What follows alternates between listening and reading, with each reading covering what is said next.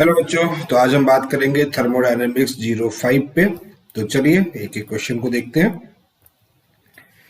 देखिए first question क्या है। क्वेश्चन में गिवन है the enthalpy of combustion of carbon and carbon monoxide are this and this. Combustion दे रखा है। कंबशन तो आप जानते होंगे ऑक्सीजन की प्रेजेंस में होता है और किसी भी सब्सटेंस का जो कि 1 मोल सब्सटेंस है उसका कंबशन होता है। तो कार्बन का कंबशन किया गया है, दैट मीन CO2 का फॉर्मेशन हुआ है। तो डेल्टा H की वैल्यू यहाँ पर है -393.5। सेकेंड में कार्बन मोनोऑक्साइड का कंबशन किया गया है, तो यहाँ पर CO2 का फॉर्मेशन हुआ, यहाँ पर डेल्टा H की वैल्यूज -283। ठीक है, ये हो गया। द इंथैल्पी, अब पूछा गया है the enthalpy of formation of carbon monoxide पर मोल, यानी कार्बन मोनोऑक्साइड का फॉर्मेशन हमको चाहिए होगा। अब देखो यहाँ पर भी CO2 है, यहाँ भी CO2 है, तो इसका मतलब ये हुआ कि अगर मैं इसको इक्वेशन 1 मान लूँ, इसको इक्वेशन 2 मान लूँ, तो मुझे कार्बन मोनोऑक्साइड राइट साइड में चाहिए। और क्योंकि अगर राइट साइड में CO को लेके जाओगे तो रिएक्शन पलटेगा, तो इसका मतलब कार्बन डाइऑक्साइड कैंसिल हो जाएंगे। तो ओवरऑल फाइनल जो रिएक्शन हमारे पास में आएगी वो ये आएगी। अब इस रिएक्शंस को लाने के लिए आपको क्या करना पड़ रहा है वो देखिएगा। ये रिएक्शन कार्बन मोनोऑक्साइड का फॉर्मेशन हो रहा है, इसके लिए हमें क्या करना पड़ेगा, CO को राइट साइड में कन्वर्ट करना पड़ेगा। तो आप इसमें ऑपरेशन यूज करेंगे इक्वेशन 1 माइनस इक्वेशन 2, ये फॉलो करेंगे। तो इक्वेशन 1 माइनस इक्वेशन 2 अगर आप देखेंगे तो -393.5 प्लस 283, ये वैल्यूज यहाँ पर आ जाएगी। तो -393, हाँ, देन यहाँ पर वैल्यू जब आएगी तो ये वैल्यूज कितनी है, यहाँ पे क्या था, enthalpy of formation of carbon monoxide पर मोल। इंथैल्पी ऑफ फॉर्मेशन चाहिए हमको ना, तो इंथैल्पी ऑफ फॉर्मेशन की बात कर रहे हैं। तो अब इसको जब सॉल्व करेंगे तो माइनस में वैल्यू जाएगी, और माइनस में वैल्यू जो आएगी वो आएगी -110.5 किलो जूल। ये हमारा फाइनल आंसर आएगा। ठीक है, क्लियर है। तो ये हमारे पास में फोर्थ ऑप्शन करेक्ट होगा। चलिए नेक्स्ट क्वेश्चन को देखते हैं। For a spontaneous reaction the delta G equilibrium constant and E0 cell will be respectively. बड़ा अच्छा क्वेश्चन है।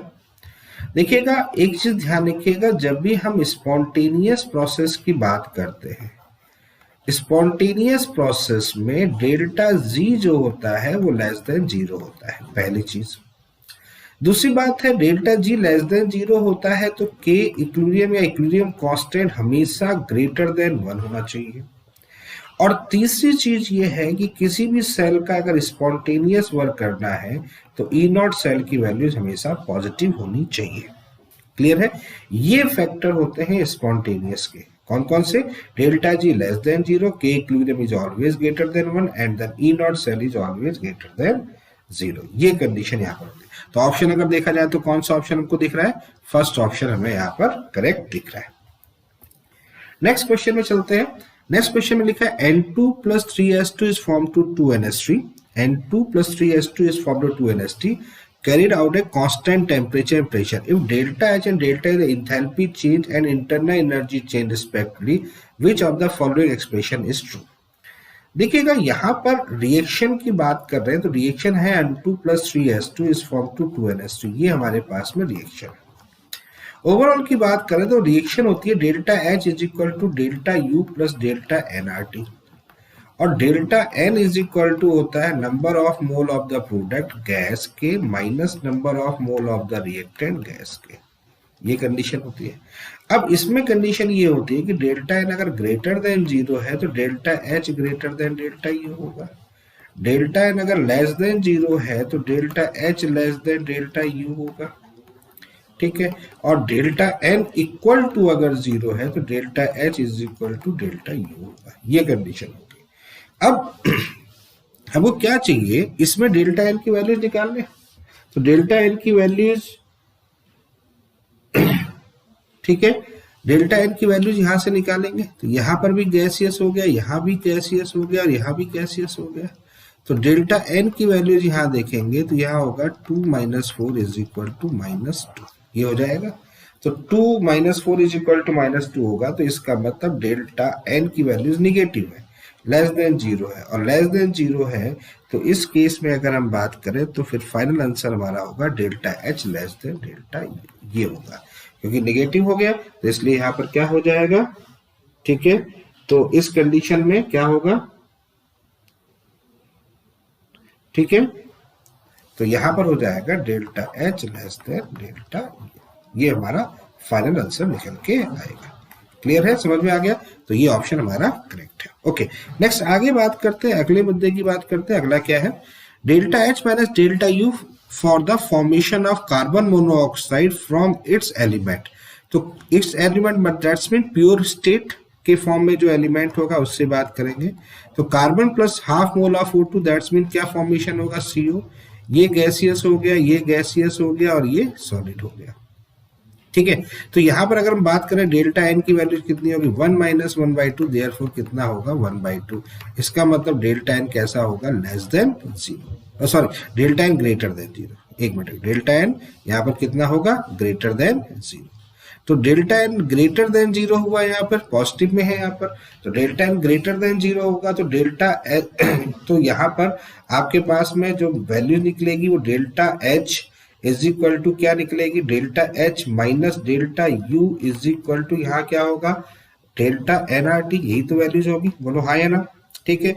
अब बस कैलकुलेशन ही तो करनी है, यही तो हमको निकालना है। तो डेल्टा एन की वैल्यू कितनी निकालनी, 1/2, आर की वैल्यू देखो यहाँ पर जूल में देख रहा है तो यहाँ पर कितना होगा 8.314, और टी की वैल्यूज कितनी हो जाएगी यहाँ पर 298। तो इसको सॉल्व करोगे आप, फाइनली इसको जब सॉल्व करोगे तो ये वैल्यू जाएगी आपके पास 1238.78, ये फाइनल वैल्यू निकल के आएगी।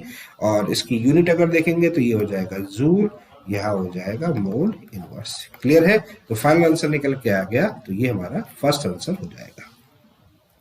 नेक्स्ट आगे बात करते हैं, identify the correct statement regarding a spontaneous process. देखिएगा स्पॉन्टेनियस प्रोसेस के लिए क्या स्टेटमेंट करेक्ट होगा। इसमें पहला पॉइंट है, exothermic process are always spontaneous. देखिएगा स्टेटमेंट ये आपको बहुत जगह पर दिखा होगा कि ऐसा होता है, यानी कि एनर्जी के बेस पर हम लोग बात करते हैं कि एक्सोथर्मिक प्रोसेस जो होती है वो स्पॉन्टेनियस रिएक्शन होती है। बट 100% श्योर नहीं होता है कि किसी भी रिएक्शन का एक्सोथर्मिक होना और किसी भी रिएक्शन का इंडोथर्मिक होना उसको स्पॉन्टेनियस को डिफाइन करता है, ठीक है। हालांकि फेवरेबल कंडीशन होती है, मैं ये नहीं कहता हूं कि फेवरेबल कंडीशन नहीं होती है, फेवरेबल कंडीशन होती है, लेकिन ये कह रहे हैं कि हमेशा वो स्पॉन्टेनियस होगा, ऑलवेज लिखा हुआ है हमेशा स्पॉन्टेनियस होगा, ये कहना हमारे लिए एग्जैक्ट सही नहीं होगा। फिर यहाँ कह सकते हैं नॉट 100%, ठीक है, फेवरेबल कंडीशन है but not 100%। Lowering of energy in the reaction process is the only criticism of spontaneity. नहीं, इसका तो कोई लेना ही देना नहीं कि एनर्जी अगर कम कर दे रहे हैं आप किसी भी प्रोसेस में तो वो स्पॉन्टेनिटी को डिफाइन करता है, नहीं, ये भी फैक्टर कोई बहुत अच्छा नहीं है। बेटर ऑप्शन की तरफ जाएंगे, बेस्ट ऑप्शन की तरफ जाएंगे। Next, for a spontaneous process in a isolated system the change in entropy is positive. किसी भी स्पॉन्टेनियस प्रोसेस आइसोलेटेड सिस्टम है। अब एक बात मुझे बताओ, कोई भी हमारे पास में कोई सिस्टम है जिसमें आइसोलेटेड प्रोसेस है, आइसोलेटेड प्रोसेस से मतलब आइसोलेटेड सिस्टम का मतलब है कि हीट जो है वो बाहर नहीं जा रही, यानी कि सारी जो हीट है वो अंदर ही रह रही है। क्लियर है, और जब अंदर रह रही है इसका मतलब हीट बाहर जा नहीं रही है, तो अंदर जो होगा डेल्टा एस जो होगा वो हमेशा क्या करेगा, स्पॉन्टेनियस, मतलब हीट अंदर है और हीट जो होगी वो यूज होगी। बेसिकली अंदर हीट अगर यूज हो रही है मॉलिक्यूल से, बाहर नहीं जा रही है, तो इसका मतलब उसकी एंट्रोपी जो होगी वो पॉजिटिव होगी। ये बेटर ऑप्शन हमारे लिए होता है, ठीक है। क्लियर है, समझ में आ रही बात, ये कंडीशन यहाँ पर। और लास्ट में endothermic process are never spontaneous, नहीं ये गलत है। तो बेटर ऑप्शन कौन सा हमारे पास में, थर्ड ऑप्शन है, for a spontaneous process in the isolated system the change in entropy is positive. Clear है, समझ में आ रही बात। तो एंट्रोपी तो हमेशा चेंज ही देखा जाता है, तो चेंज इन एंट्रोपी जो होगी वो पॉजिटिव फॉर्म को डिफाइन करती है। ओके, नेक्स्ट आगे बात करते हैं, नेक्स्ट क्वेश्चन पे चलते हैं। In conversion of limestone to lime, ठीक है, ये हमारे पास में है। The value of delta H naught and delta H naught are this. तो डेल्टा एच नॉट की वैल्यूज क्या गिवन है वो लिख लेते हैं 179.1। डेल्टा एच नॉट की वैल्यूज हमारे पास में कितना है plus 160.2 at 298 Kelvin and 1 bar. Assuming that delta H naught and delta S naught do not change with temperature. ठीक है, delta H naught and delta S naught do not change with temperature. Temperature above which conversion of limestone to lime with the spontaneous.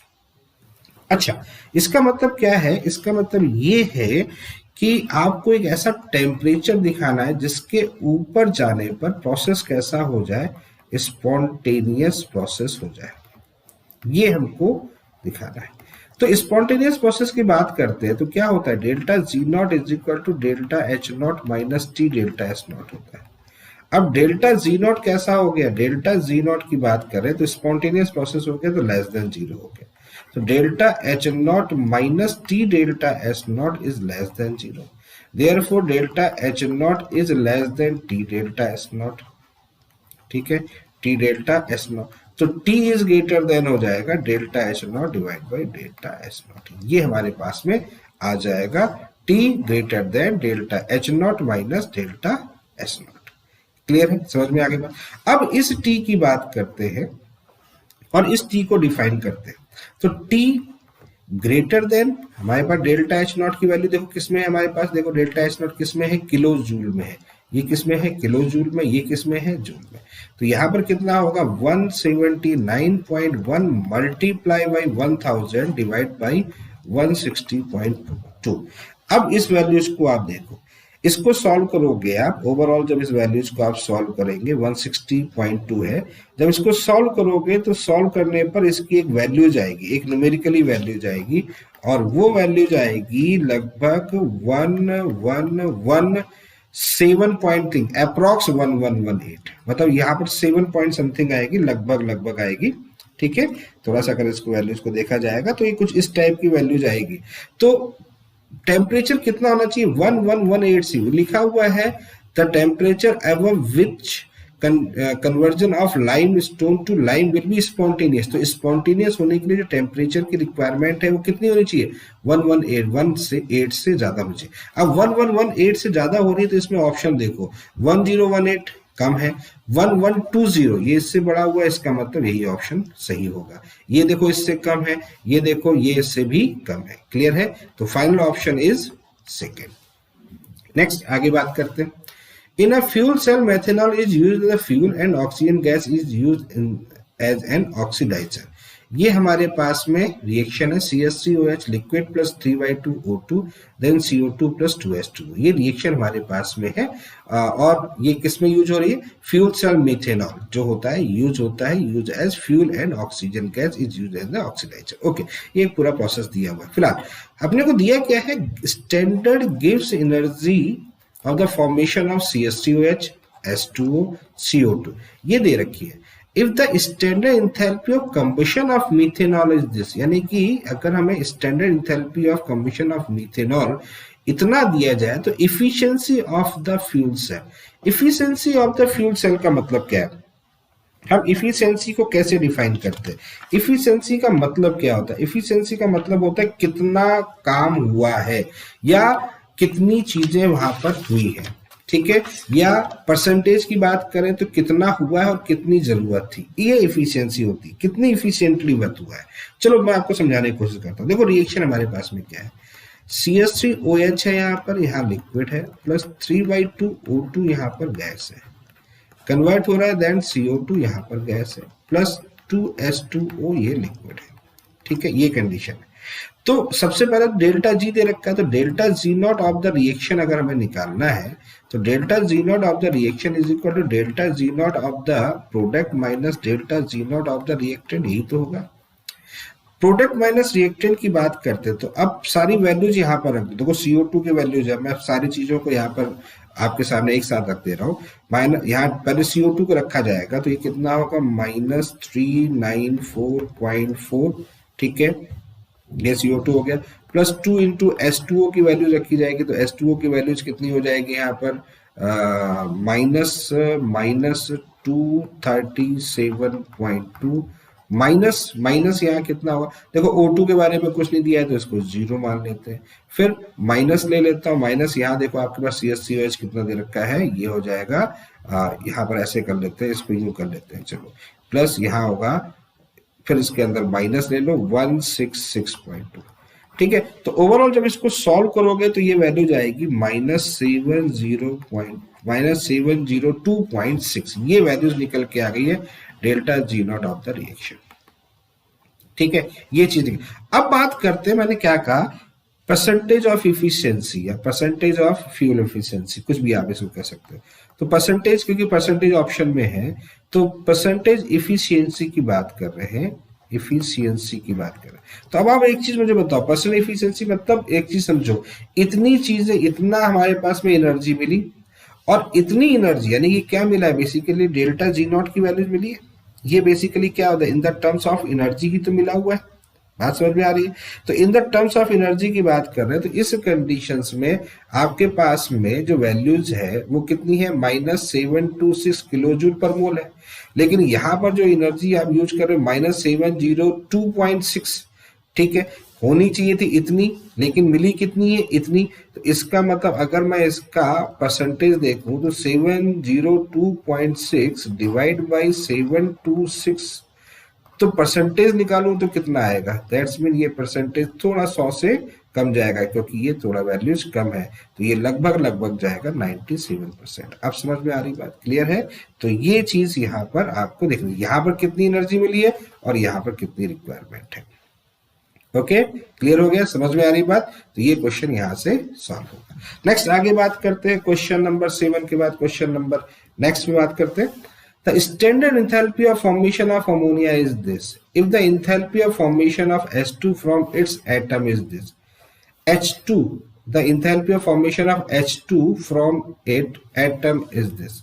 तो ये कैसे बना हुआ है उसको देखते हैं, ठीक है। इंस्टेंट एंथैल्पी फॉर्मेशन भी देख लेते हैं। देखो half N2 plus 3/2 H2 is form to ammonia, यही तो है। तो डेल्टा H की वैल्यूज कितने रखी, डेल्टा H की वैल्यू हो गई -46, पहली चीज तो ये kilo joule mole inverse. If the enthalpy of formation of H2 from its, तो यानी कि 2H कन्वर्ट हो रहे हैं H2, ये वैल्यूज कितनी हो गई आपके पास दे रखी है, डेल्टा H की वैल्यूज कितनी है -436, ठीक है। 2 नाइट्रोजन से कन्वर्ट हो रहा है, N2 बना रहे हैं, यहाँ पर डेल्टा H की वैल्यूज कितनी है -712, ये वैल्यूज हमारे पास में -712।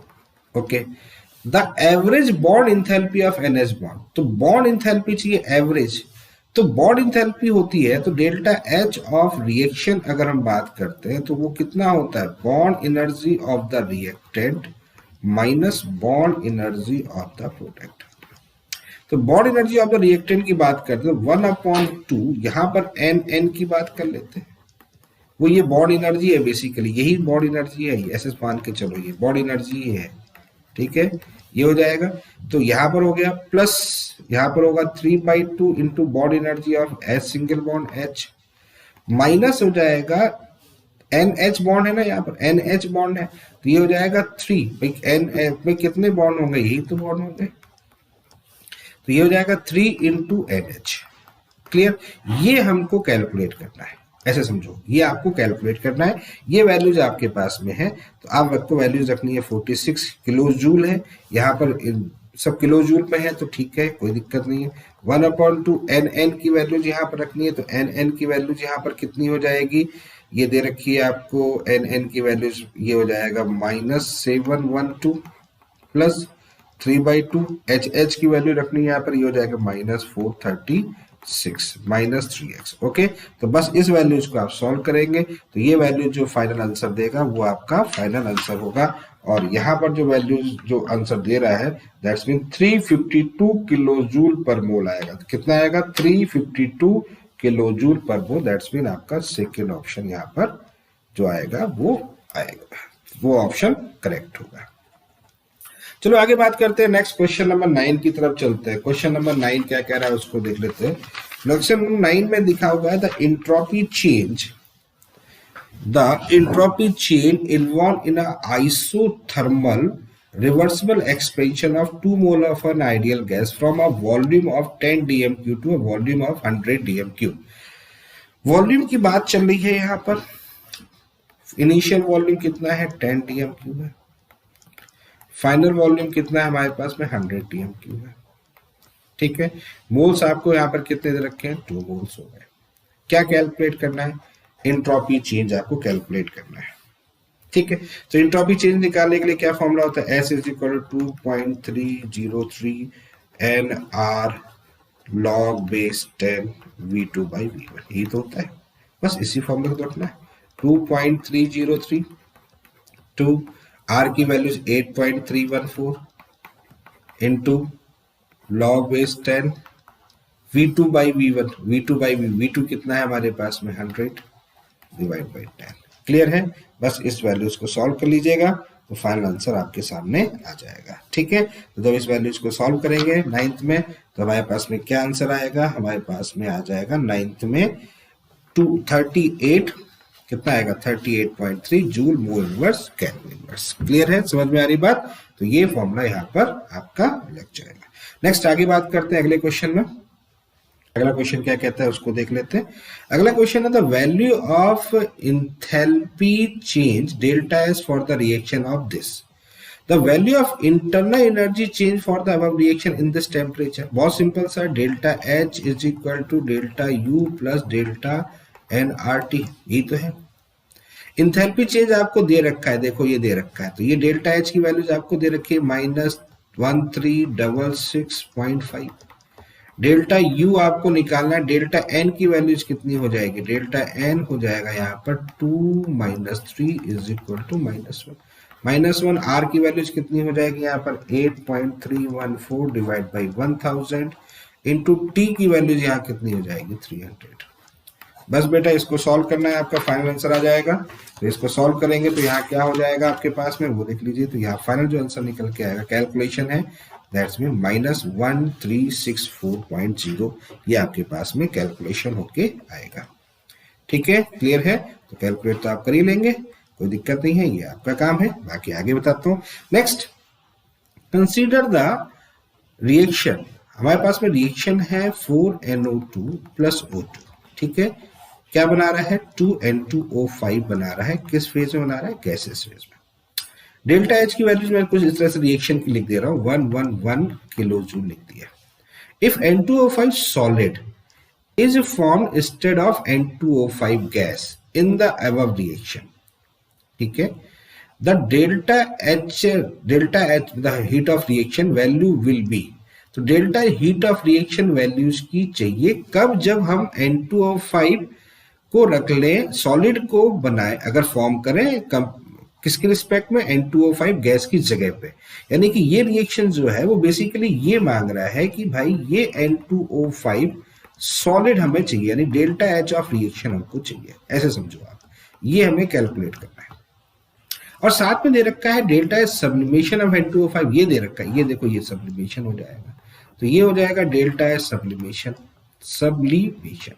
ठीक है, ये वैल्यूज हमें कितनी दे रखी है, +54 दे रखी है। अब अकॉर्डिंग टू हेस लॉ इसको कैसे करेंगे, according to Hess law delta H of this reaction is equal to delta H of this reaction plus delta H sublimation, यही तो करना है।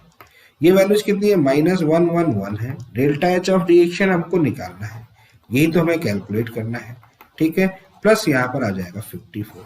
तो डेल्टा एच ऑफ रिएक्शन अगर यहाँ पर कैलकुलेट करेंगे तो ये कितना हो जाएगा, -111 - 54 इक्वल टू -165 किलो। ये फाइनल आंसर आएगा। तो कौन सा आंसर आ जाएगा हमारा, 4th ऑप्शन हमारा आ जाएगा। नेक्स्ट क्वेश्चन की तरफ चलते हैं। In the view of the sine delta Z0 for the following reaction. देखिए दो रिएक्शन आपके सामने है और पूछा गया है which oxidation state are more characteristic for the lead acid. इसका मतलब है स्टेबल की बात है, कौन सी सबसे ज्यादा दिखती है, कौन उसके कैरेक्टर को डिफाइन करता है, किस वैलेंसी को डिफाइन करता है, कुछ इस तरह से लेना देना है। या ये कह सकते हैं कि किस स्टेट में वो स्टेबल होता है।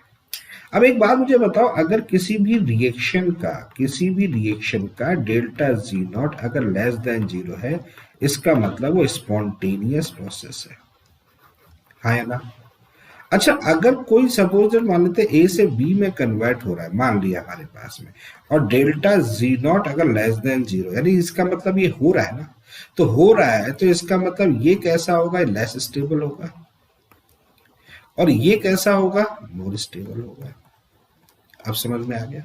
अगर रिएक्शन हो रही है तो ये कंडीशन है, और अगर मान लेते हैं ऐसी कंडीशन हो रही है, अगर कंडीशन ऐसी हो रही है ए से सी जा रहा है लेकिन डेल्टा जी नॉट जो है वो ग्रेटर देन 0 है, इसका मतलब ये होगा ये मोर स्टेबल होगा, यानी कि नॉन स्पॉन्टेनियस है, मोर स्टेबल हो रहा है, और ये कैसा होगा, लेस स्टेबल होगा। अब समझ में आ गई बात, ये कंडीशन होती है।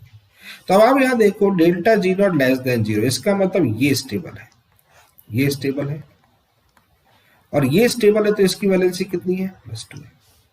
और यहां पर अगर बात करें तो ये स्टेबल है, इसकी वैलेंसी कितनी हो जाएगी यहाँ पर, +4। तो ऐसा ऑप्शन देखो जहां पर इसकी +2 एंड +4 दिखा रखा होगा, वो देख लो आप। तो आप देखो थर्ड ऑप्शन में लेड में कितना हो गया, +2, ठीक है, और टिन में कितना हो गया, +4। ये हमारा फाइनल आंसर। अब समझ में आ गया, ऐसे क्वेश्चन को डिफाइन करना है। नेक्स्ट आगे बात करते हैं, the incorrect expression among the following is.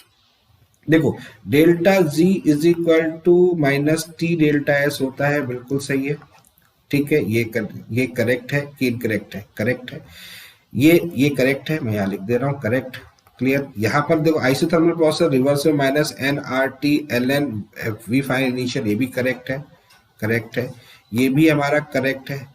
ये इसको अगर देखा जाए तो ये है delta H naught -t delta S naught is equal to RT ln K, यानी कि delta G naught is equal to RT ln के। ये इनकरेक्ट है, क्यों?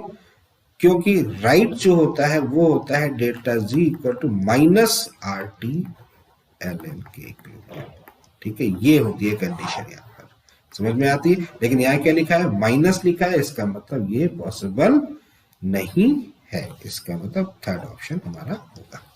नेक्स्ट आगे बात करते हैं, 14 में चलते हैं। नेक्स्ट क्वेश्चन क्या कहता है, a piston filled with 0.4 mole of an ideal gas expand reversibly from 50 ml to this at a constant temperature। ये लाइन इंपॉर्टेंट है, constant temperature, as it do so it absorb इतने, इसका मतलब यहां से सीधी सी बात है, Q दिख रहा है +208 जूल, ये तो दिख रहा है, ठीक है, ये 208 जूल यहाँ पर देखा। The value of Q and W for the process will be, अब W निकालना है। अच्छा, यहाँ पर जब कांस्टेंट टेम्परेचर है तो T कांस्टेंट है, डेल्टा T इक्वल टू 0, तो डेल्टा T इक्वल टू 0 तो डेल्टा U इज ऑल्सो 0, तो delta U equal to Q plus W, तो यहाँ पर ये 0 हो गया, तो Q इज इक्वल टू कितना होगा, -W, या -W is equal to -Q is equal to W, therefore W is equal to कितना होगा, -208 जूल होगा। क्लियर है, समझ में आ गया। यहाँ पर Q की वैल्यूज ये आ गई और यहाँ पर ये आ गई, तो Q की वैल्यूज +208, W की वैल्यू -208, यानी कि फर्स्ट ऑप्शन करेक्ट है। नेक्स्ट आगे बात करते हैं, नेक्स्ट क्वेश्चन में, the complete combustion of the ethanol, the amount of heat produce as measure in bomb calorimeter. बेटा बॉम कैलोरीमीटर कहीं पर भी बात कर रहे हैं, इसका मतलब इंटरनल एनर्जी को डिफाइन कर रहा है, यानी कि इसका मतलब है इंटरनल एनर्जी है 1364.47, ये इंटरनल एनर्जी है। हीट प्रोड्यूस हो रही है, इसका मतलब माइनस में होगा, एक्सोथर्मिक होगा, ठीक है, क्लियर है। Assuming identity the enthalpy of combustion delta H not of the reaction, ठीक है। अब इसमें तो आपको क्या करना है, इसको ओवरऑल आपको सॉल्व भी करना है, तो delta H is equal to delta U plus delta NRT, यही तो लगाना है आपको। डेल्टा यू की वैल्यूज कितनी है, डेल्टा यू आपके पास में है, डेल्टा एन की वैल्यूज यहाँ से कितनी आएगी, डेल्टा एन की वैल्यूज आएगी 2 - 3 इज इक्वल टू -1, तो बस अब इस वैल्यूज को अब यहाँ लगा लीजिए, तो -1364.47। अच्छा ये किस में है, ये है अपना किस में होगा, ये किलो जूल में है, माइनस फिर कितना आएगा, 1 आ जाएगा, फिर आ जाएगा 8.314 डिवाइड बाई 1000 इंटू कितना आ जाएगा, टी की वैल्यूज होगी 298। देन इसको सॉल्व कर लेंगे, वैल्यूज बहुत छोटी वैल्यूज आएगी, बहुत मिनिमम वैल्यूज होगी जो चेंज आएगा यहाँ पे, क्योंकि 1000 यहाँ पर ले रहे हो 298 है, तो ये 0.98 मतलब 8 थोड़ा बहुत आगे बढ़ेगा, तो थोड़ी सी बड़ी वैल्यूज होनी चाहिए इसकी फाइनली। तो इसकी जो वैल्यूज निकल के आएगी वो निकल के आएगी -1366.5, ये वैल्यूज मैथमेटिकली निकल के आएगी। ठीक है बच्चों, तो ये रही आज की डीपीपी। चलिए फिर मुलाकात होगी नेक्स्ट डीपीपी के साथ।